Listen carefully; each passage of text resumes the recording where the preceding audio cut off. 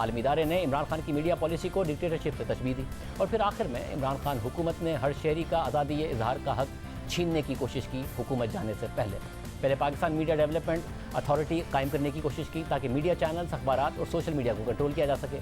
फिर पीका ऑर्डिनेंस ले आए और ये मामला सिर्फ मीडिया से मुताल्लिक नहीं था बल्कि हर शहरी से मुताल्लिक था, क्योंकि एक आम शहरी भी हुकूमत के खिलाफ फेसबुक, ट्विटर पर कुछ लिखने, यहाँ तक कि एक व्हाट्सएप मैसेज की बुनियाद पर भी उसे जेल में डाला जा सकता था और 6 महीने तक बगैर कुछ साबित हुए उसे जेल में रखा जा सकता था, क्योंकि पीका ऑर्डिनेंस के बाद किसी भी शख्स को शिकायत पर फौरन गिरफ्तार किया जा सकता था। गिरफ्तारी के लिए वारंट की भी ज़रूरत ना होती और ज़मानत भी नहीं मिल सकती। साथ ही सज़ा भी बढ़कर 5 साल कर दी गई थी। 2016 में जब नून लीग पीका कानून लाई तो इमरान खान अपोजिशन में इस कानून के खिलाफ थे, मगर हुकूमत में आकर उसे मज़ीद सख्त कर दिया। नवाज शरीफ, कान खोल के सुन लो, तुमने मीडिया की जुबान बंद करने की कोशिश की, आजादी राय को नुकसान पहुंचाया। हम किसी सूरत लोगों की आवाज बंद करने नहीं देंगे। इससे बड़ा बेवकूफ हो ही नहीं सकता कि आजकल के जमाने में कोई सोशल मीडिया को कंट्रोल कर सके।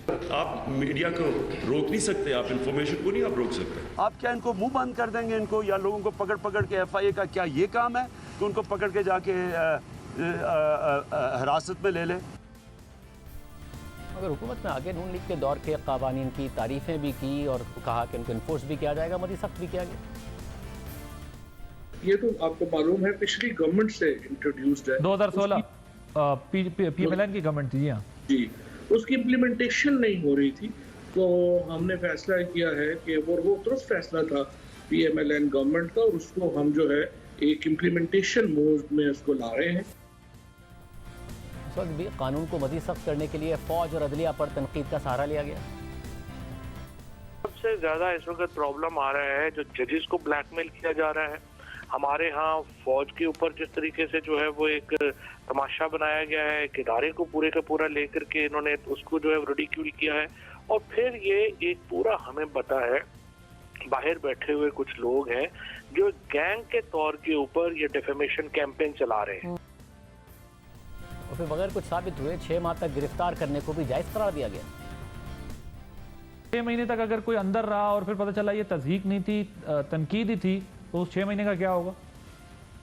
तो वो बाहर आ जाएगा और 6 महीने तो अंदर रहेगा ना सर। 6 महीने उसकी फ्री स्पेस और फ्री स्पीच का क्या बनेगा? हम तो जानते हैं कि हमारे यहाँ जो है वो SHO तुन के रख देता है बंदे को अगर इशारा हो जाए। तो वो तो फिर देखिए ना कि मर्डर के केसेस में लोग 12-12 साल अंदर रहते हैं, बाद में बरी हो जाते हैं, तो फिर आपके 302 ही खत्म करता है। ये तो कोई लॉजिक नहीं। और एक टीवी चैनल पर मुराद सईद के हवाले से बात करने पर इमरान खान के दोस्त मोहसिन बेग को घर पर उनके छापा मारा गया, उन्हें गिरफ्तार कर लिया गया, फिर उन्हें तशद्दुद का भी निशाना बनाया गया। और दिलचस्प बात यह थी कि मुकदमा सुबह लाहौर में दर्ज हुआ और आधे घंटे बाद इस्लामाबाद में उनके घर पर छापा मारकर गिरफ्तार कर लिया गया। फिर अदालत ने FIA की इस गिरफ्तारी को कलअदम करार दे दिया, मगर तहरीक इंसाफ ने इसका भी दिफा किया। FIA को क्या फलां के घर में घुसने की जरूरत थी या केस दायर करते तरीके से, आप उस पर फोकस करें। देखिए ना, अब अभी आप फायर हुआ, केस तो दायर हुआ है ना, उसके बाद ना पाकिस्तान में हो जाएगा कि केस दायर होगा, कोई फोन करेगा तो उसके बाद वो खुद ही हाजिर हो जाएगा, वो कहेगा सर मुझे हथकड़ियां लगा लें। इस तरह नहीं होता, मैंने तो आज तक नहीं देखा। जो सेक्शन 54 जो CRPC का है वो अलाउ करता है छापा मारने को। इस्लामाबाद हाई कोर्ट के चीफ जस्टिस अतर मिनल्लाह के खिलाफ सोशल मीडिया पर एक भरपूर कैंपेन चलाई गई, उनकी किरदार कुशी की गई। उन्होंने पीका ऑर्डिनेंस पर सवाल उठाया था तो खुद गुजरा उन पर तनकीद करते। हालांकि खुद अटॉर्नी जनरल ने भी कहा था कि वो मुशावरती अमल का हिस्सा रहे, मगर जब ऑर्डिनेंस आया तो उन्हें ख्याल आया कि इस ऑर्डिनेंस में मिसयूज और अब्यूज़ के इम्कानात हैं। उस पूरे प्रोसेस का यकीनन हिस्सा था, मुझे पता था ये ऑर्डिनेंस आ रहा है, लेकिन जब ये ऑर्डिनेंस आया तो मुझे भी ये ख्याल आया कि इसमें मिसयूज़ और अब्यूज़ की बहुत पॉसिबिलिटीज़ हैं, और अगर किसी भी एजेंसी को बमाए FIA के अनलिमिटेड पावर्स दे दी जाए तो सिलेक्टिव प्रोसिक्यूशन को रोकना बड़ा मुश्किल है। और फिर अदालत में भी अटॉर्नी जनरल ने मौका अख्तियार किया कि वज़ीर आज़म को इस कानून के हवाले से बताया गया तो उन्होंने कहा कि ये कैसे हो गया। और इससे पहले खुद इमरान खान ने 28 फरवरी को कौम से खिताब में पीका ऑर्डिनेंस का दिफा किया था।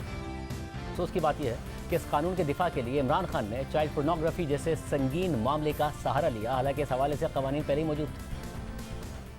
पीका लॉ, आप सबको ये बता दूं कि ये 2016 में बना था, इसमें सिर्फ हम तरमीम कर रहे हैं। पाकिस्तान में सोशल मीडिया के ऊपर इस तरह का गंद आ रहा है, इस तरह की चीजें आ रही हैं, चाइल्ड पोर्नोग्राफी आ रही है। 94,000 केसेस पड़े हुए हैं FIA के पास, जिसके अंदर घर की औरतों को तंग किया हुआ है, लोगों के घर उजड़ रहे हैं क्योंकि गंद उछाल रहा है, फेक न्यूज़ आ रही है, तस्वीरें गंदी दी जा रही हैं।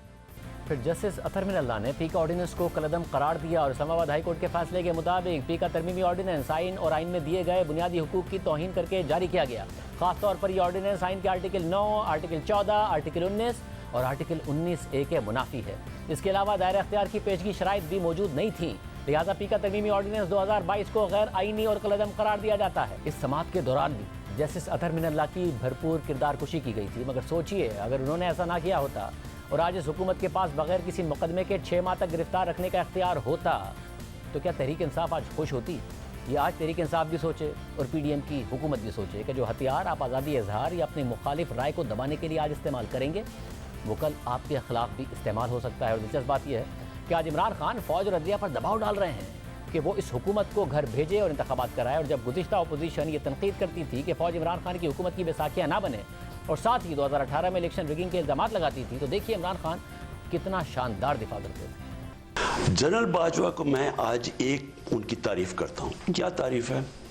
मुझे पता है कि मैं पुराने आर्मी चीफ्स को भी जानता था। इस तरह करके किसी आर्मी चीफ को अटैक करना जी, फौज के अंदर एक रिएक्शन आता है।